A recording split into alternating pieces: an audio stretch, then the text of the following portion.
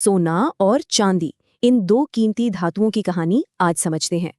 दोनों ही मेटल्स आजकल सुर्खियों में है, पर इनकी कहानी एक दूसरे से बिल्कुल अलग है।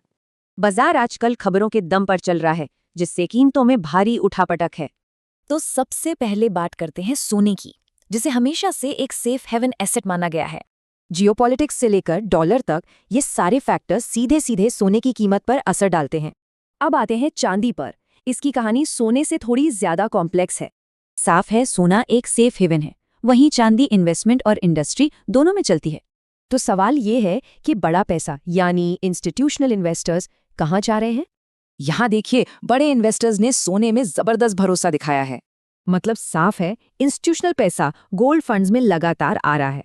लेकिन चांदी में कहानी एकदम उल्टी है। यहाँ पैसा फंड से बाहर जा रहा है। ये बिल्कुल अलग स्ट्रैटेजी की तरफ इशारा है।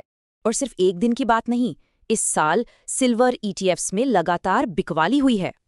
तो इन मिले जुले संकेतों के बीच कीमतों का भविष्य क्या होगा? एक्सपर्ट्स के मुताबिक ये हैं सोने और चांदी के वो अहम लेवल्स जिन पर नजर रखनी होगी। पर चांदी की असली कहानी सिर्फ चार्ट्स में नहीं, बल्कि इसके फंडामेंटल्स में है। जब डिमांड सप्लाई से ज्यादा हो तो उसे मार्केट डेफिसिट कहते हैं, और चांदी में ये लगातार हो रहा है। और ये जो सप्लाई की कमी है, यही चांदी की कीमत को ऊपर ले जा सकती है।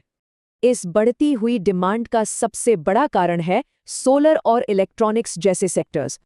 तो कुल मिलाकर हमारे पास दो कीमती धातुएं हैं जिनकी कहानियां बिल्कुल अलग हैं।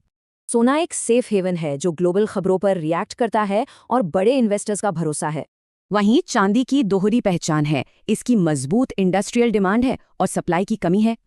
अब सवाल ये है कि इन दोनों में से किसकी कहानी ज्यादा मजबूत निवेश का मौका देती है।